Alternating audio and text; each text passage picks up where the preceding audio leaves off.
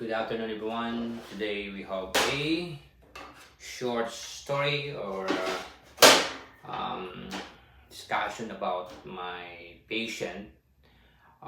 This patient is still a puppy, less than a year old. It's a husky, right?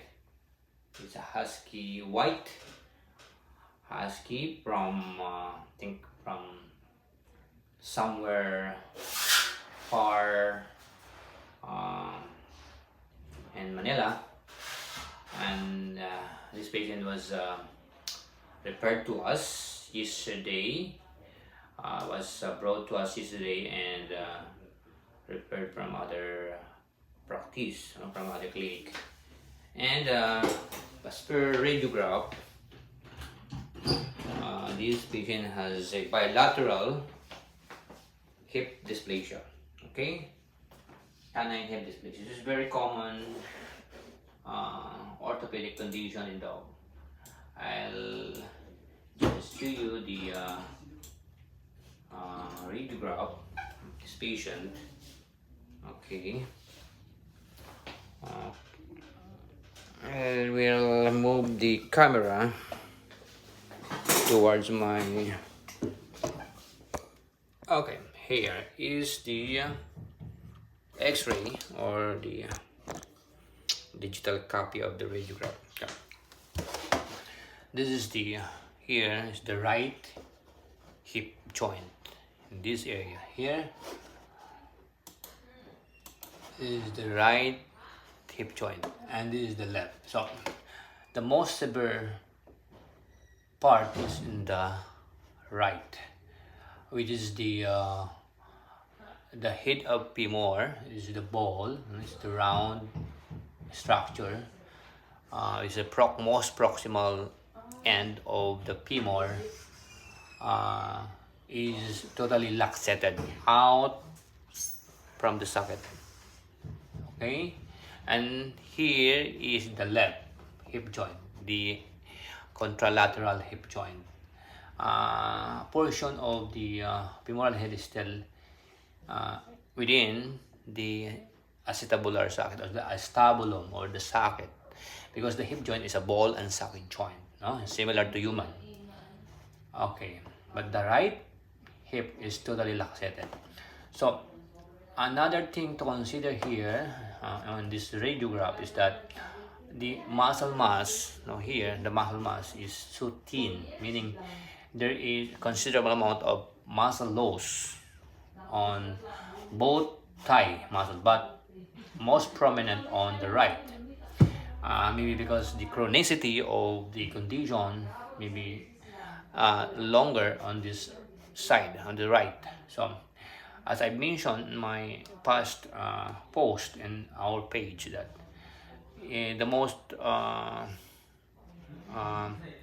unwanted complications in any types of joint disease, orthopedic conditions, joint, bone fracture, or any kind of is loss of function. Loss of function will lead to muscle loss or atrophy of the muscle, which is basically the that cause recovery of the patient is more longer and delayed due to muscle atrophy. So this type of application needs rehabilitations or physical therapy to bring back those muscle functions and to bring or to return to a normal size, or as well as the density of the muscle. Okay, so I have also measured, although this is a obviously a high grade canine hip dysplasia, but there is a measurement used by some veterinary surgeon to assess the severity of the laxity. We have the so-called here in my laptop. I'm using an app, software to measure bone and to make a pre-op pre-op assessment and pre-op planning for bone fracture repair, hip dysplasia, total hip replacement, and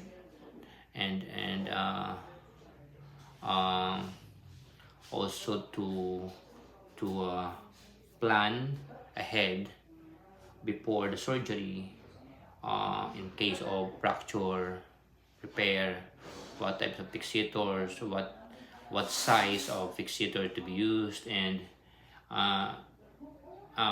in the case of canine hip dysplasia, we can also use this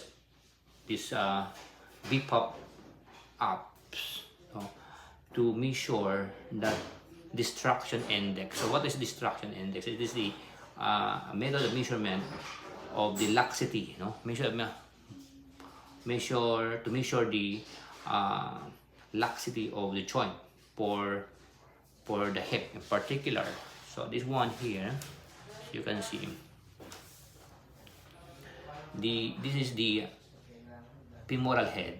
This round green color, it represents, that's the circumference. It's the circumference of the femoral head, and this another round here represents the circumference of the acetabulum. So the radius of the circumference of this femoral head is about 9.5 mm or 9.5 millimeter, and by taking the distance from the center of this first circumference to the second circumference here is about 9.8 millimeter. So to measure the distraction index, which is the method of measurement of the laxity of the joint, distraction index used by many orthopedic surgeons. This represents 9.8 distance. The formula for distraction is distance over the radius. So it's about 1 point something. So it's a high grade laxation. So meaning lumabas na yung kanyang femoral head doon sa socket. Okay. Maraming factor. One of the most common factor is genetic and hip dysplasia. It's a bloodline. It's genetic predisposition. So same is true with the opposite hip, here, pero hindi ko siya ba nami-measure yung distraction index niya, pero a part of the head, the femoral head or the ball is still within the socket. So what are we going to do now is to be doing a surgery. The most practical method to relieve the pain, is a salvage procedure called FHO. FHO is a procedure. This is a model of the pelvis, the femur here, the pubis here, the pelvic, the ilium, the socket, and this is the femoral head. In a normal hip, similar to this one, and this is the osteoarthritic hip. Okay, these are osteophytes. So this is one of the chronic complications with canine hip dysplasia. Develops osteoarthritis, osteophytes around the joint. This one is a normal hip joint. Okay. So what are we going to perform for dog with hip dysplasia? It's a most practical, although considered a salvage procedure, but this the most available method that we can do to relieve the pain and to salvage the leg. So Uh, FHO is the most commonly performed procedure for hip dysplasia, especially when there's osteoarthritis. The osteoarthritis is a irreversible complications in any kind of joint diseases. Okay, so in developed country or in other in human orthopedics, uh, they can doctors or surgeon can able to replace the osteoarthritis or the damaged joint or the osteoarthritic joint by cutting this portion. This is the nick or no the nick of the femoral head. This is the femoral head, this is the nick, and this is the shaft of the femur.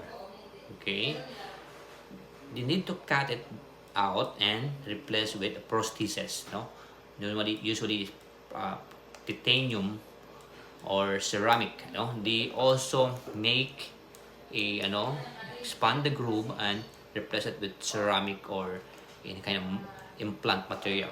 Then they made a brand new hip, which is free of pain, no bone contacts, and it's back to normal function. But in veterinary, it is available in other country. No, okay. Here in the Philippines, no one knows to perform uh, hip replacement, total hip replacement. That's the name of the procedure. It's very expensive. It requires specialty. Uh, it requires training, proper training and certification in order for us to do that. And it's a very expensive procedure. So another method is toggle pin. In toggle pin, there is no cutting of the bone. There's no osteotomy. So we will leave the bone intact.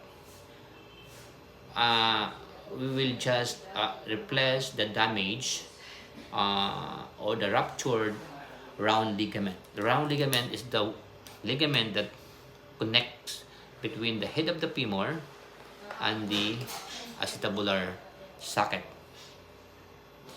inside the joint. So we can see it in the live animals. Okay, so once the round ligament is ruptured or the teres ligament is ruptured, the joint will luxate or will the ball will come out from the socket. So that's toggle pin.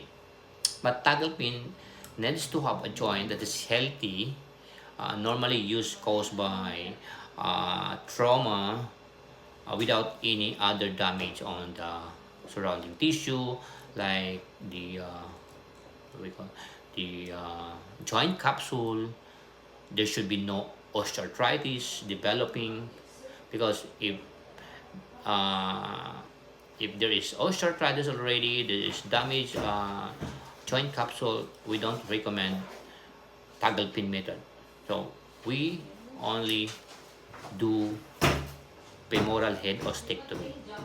Ostectomy means cutting the bone. So we will remove the bone and lay it that way, and there will be a pulse joint between the hip, between this bone. So the purpose of femoral head ostectomy is to make the joint free from pain and discomfort and possible future development of osteoarthritis and muscle atrophy. So that's the procedure that we're going to perform today on a husky, a 6-month-old husky that has bilateral canine hip dysplasia. But since it is bilateral, I don't recommend 2 surgeries at the same time on both hip. So we'll do the first on the right, which is the most severe one. Then after 2 weeks or 3, we can perform another surgery on the same dog on the side. Okay, and that's all. Thanks for watching, and please don't forget to subscribe, like or share, and hit the bell button for future videos in our YouTube channel. Thank you, and have a blessed Thursday, everyone.